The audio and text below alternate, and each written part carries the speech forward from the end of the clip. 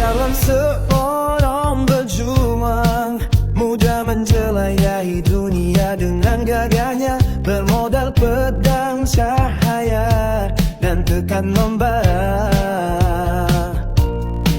Kau usap dunia dari makhluk perusak yang tidak jerang, dengan semangat di dada para pejuang.